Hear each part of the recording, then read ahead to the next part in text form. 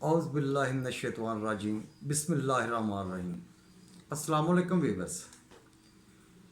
Viewers, रूस और Ukraine की जंग आज 15वें रोज़ में दाखिल हो चुकी है, लेकिन अभी तक इसका कुछ भी समझ नहीं आ रहा।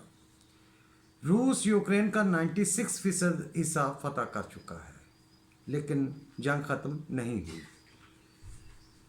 तुर्की ने इस जंग को ख़त्म करवाने के लिए कोशिश की, एक अच्छी कोशिश, दुनिया को एक उम्मीद बन गई, लेकिन तुर्की नाकाम हो गया, वो जंग ना रुकवा सका।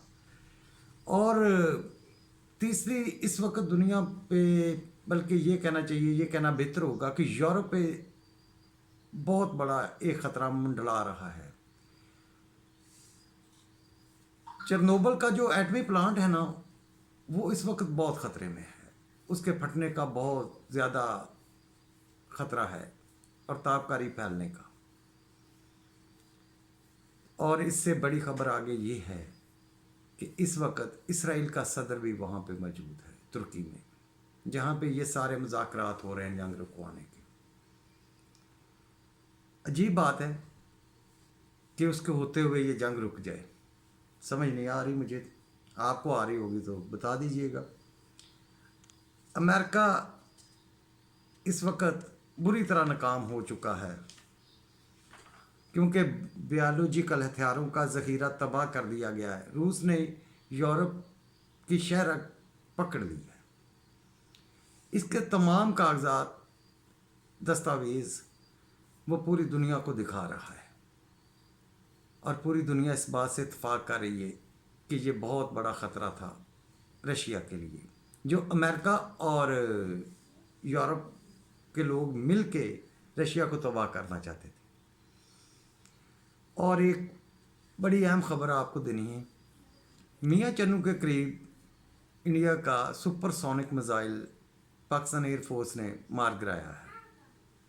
अब मैं खबरों की तफसील की तरफ जाता हूँ। जब भी किसी मुल्क में 90% से ऊपर ज़मीन फतह हो जाती तो वो मुल्क फतह हो जाता है। ये मुल्क अब कैसे जंग लड़ा है, जिसके पास एक गोली भी ना रहे, एक चप्पा ज़मीन ना रहे, कोई उसका अड्डा ना रहे, कोई हवाई जहाज़ ना रहे, और इतनी बड़ी ताकत से वो जंग लड़े जा रहा है। इसका मतलब है कि यूक्रेन जंग नहीं लड़ा, कुछ और ताकतें हैं जो जंग लड़ेंगी। सारी दुनिया को समझ है, और किसी का फ़ायदा भी है और किसी का नुकसान भी है। फ़ायदा किन का है? जिनका असला बिक रहा है। नुकसान उनका है जिनकी इस वक्त जो बहुत ख़तरे में है पूरा यूरोप। नेटो ममालिक ने अमेरिका के साथ इत्तेहाद, एक तरह से अमेरिका की बात नहीं मान रहे, इनकार कर रहे हैं, क्योंकि उन्हें नज़र आ रहा है कि सरासर ये हमारे साथ जुल्म होगा, हम अपने साथ खुद ही जुल्म कर बैठेंगे अगर हम इससे आगे जाते हैं जंग में। दूसरी अहम बात, इसराइल की मौजूदगी में दुनिया में अमन नहीं हो सकता। जहाँ दो लोग सुलह करवा रहे हों, दो मुल्क के सरबराह बैठे हों, रूस का और यूक्रेन का, और दरमियान में इसराइल बैठा हो। आपको ये पता है कि यूक्रेन का सदर भी एक इसराइली यहूदी है। इसराइली तो नहीं, खैर यहूदी है। और यहूदियों का जो मिशन है वो तो पूरी दुनिया को समझ जाता है कि वो पूरी दुनिया में मुसलमान हों, ईसाई हों, सिख हों, कोई भी मज़हब हो, किसी किस्म, वो किसी को इंसान समझते ही नहीं। इसीलिए वो तो कभी जंग नहीं रुकने देंगे, क्योंकि उन्हें फ़ायदा है कि दुनिया की आबादी कम करो और दुनिया पे राज करो। इसी तरह वो अपनी सल्तनत बनाएंगे। एशिया और यूरोप, दो बड़े आज़म जो है ना, ये यहाँ के लोग ताकतवर हैं, वो इसराइल के अंडर काम नहीं करते। तो उसकी अतल वसा कोशिश यही है कि यहाँ के लोगों की आबादी कम की जाए, इस एशिया को तरक्की से पीछे हटाया जाए और यूरोप को तबाह किया जाए, और यहाँ के लोगों को इसी तरह से मरवाया जाए कि उसका नाम भी ना आए इसराइल का।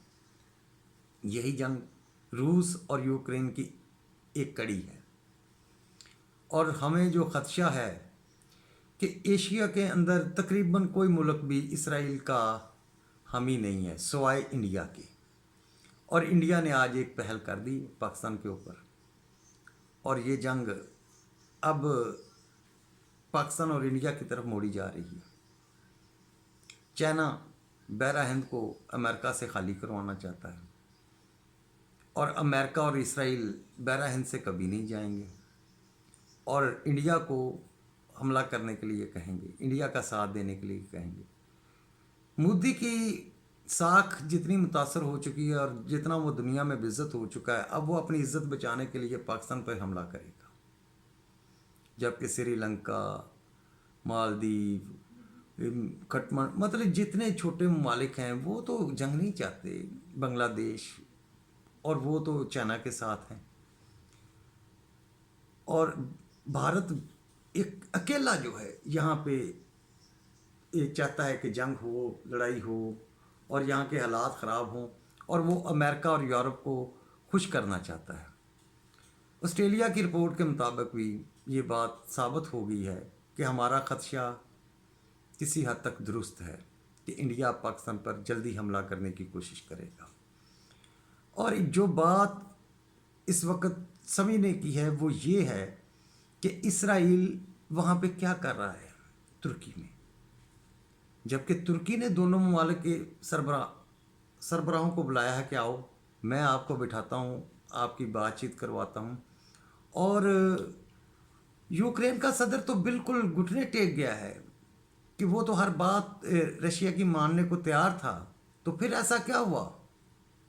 ये सोचने की बात है।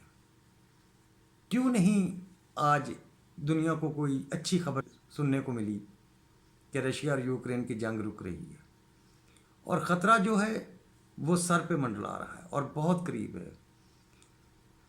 वो एटमी प्लांट जो है ना,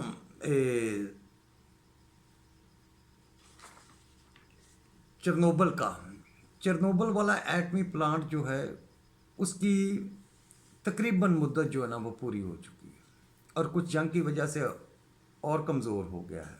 तो वहाँ पे धमाके सुने गए हैं, मिसाइल मारे गए हैं, और ये शुक्र है अल्लाह का कि अभी तक वहाँ से ताबकारी नहीं फूटी। क्योंकि आपको एक चीज़ शायद पता है या नहीं पता, लेकिन मैं एक चीज़ बता देता हूँ, वो ये है कि कोई भी एटमी प्लांट जो होता है ना उसकी एज 35 से 36 ईयर्स होती है। उसके बाद उसको रिपेयरिंग की ज़रूरत होती है, उसके बाद उसको दोबारा मेंटेन करना होता है, और उसका टाइम जो तकरीबन पूरा हो चुका है, और ज़्यादा नुकसान उसको इन धमाकों से भी हुआ है। जापान में एक दफ़ा ऐसा हुआ था कि ज़लज़ला आने से वहाँ पे एटमी प्लांट को नुकसान हुआ था और उससे ताबकारी फूटी थी, जो हिरोशिमा और नागासाकी से भी ज़्यादा ख़तरनाक थी। और 1000 किलोमीटर तक तो ये ताबकारी, ये बहुत बड़ा प्लांट है, जापान की निस्बत से ये बहुत बड़ा प्लांट है चेरनोबिल का। ये यूरोप का सबसे बड़ा एटमी प्लांट है, ये समझ लें आप। इतने बड़े एटमी प्लांट में अगर ताबकारी फूटती है तो 1000 किलोमीटर तक तो इसके असरात बहुत दूर तक जाएंगे, कई शहर सफ़ा हस्ती से मिट जाएंगे। इंसान क्या, चरिंद परिंद भी वहाँ देखने को नहीं मिलेगा। और इस चीज़ का अंदाज़ा रशिया को भी है और यूरोप को भी है। अब ये इस चीज़ को किस तरह से संभालते हैं, ये उनके लिए बड़ी सरदर्द बनी, क्योंकि जिस वक्त रशिया ने उस पर कब्ज़ा किया वहाँ आर्मी नहीं संभालती उसको, वो एक ख़ास अदारा होता है, टेक्निकल आदमी होते हैं जो संभालते हैं, जो चलाते हैं। और वो लोग, उनको सोने का टाइम नहीं मिल रहा, किसी से भी कोई गलती हो सकती है, क्योंकि जब आप नींद में होते हैं तो कोई भी गलती कर सकते हैं, या जितना वो कमज़ोर हो गया अगर फ़ौरन उसको रिपेयर ना किया गया तब भी ये बहुत बड़ा ख़तरा है। और ये दुनिया को सोचना पड़ेगा कि ये जंग एशिया की तरफ कैसे लाई जा रही है, इंडिया पाकिस्तान को इसमें क्यों घसीटा जा रहा है, चाइना की तरफ क्यों मोड़ी जा रही है, क्योंकि उनका टारगेट ये है। अमेरिका नहीं चाहेगा कि ये जंग भी रुके, रशिया उधर एंगेज हो, चाइना को हम इधर इंडिया के साथ एंगेज करें और अपने फ़ायदे उठाएं पूरी दुनिया से। बेटा ये बातें समझने की हैं, गौर करने की हैं, ख़बरें भी हैं, और साथ में आपको ये बता रहा हूँ जो नज़र आ रहा है। और ये ख़बरें बहुत छोटी हैं, इनके पीछे मकासद बहुत बड़े हैं। मेरी कोशिश होती है कि मैं आपको वही ख़बरें दूँ जो हकीकत में ہو رہی ہیں. یہ حقیقت میں ہو رہا ہے کہ انڈیا اب پلاننگ کر رہا ہے پاکستان پہ حملہ کرنے کی. اور کس کے کہنے پہ، یہ آپ لوگ مجھ سے زیادہ بہتر جانتے ہیں. اس سب کے پیچھے اسرائیل ہے، یہودی لابی ہے. وہ یہ چاہتی ہے کہ دنیا میں عیسائی مریں، ہندو مریں، مسلمان مریں، صرف یہودیوں کو نہیں مرنا چاہیے. یہی ہے ان کا ٹارگٹ. باقی بیٹا میری کوشش ہوگی کہ میں جلدی سے جلدی آپ کو نیکسٹ ویڈیو میں جو آنے والی خبریں ہیں وہ بتاؤں. آپ لوگ اجازت دیجیے، اپنا خیال رکھیے گا. اوکے، اللہ حافظ.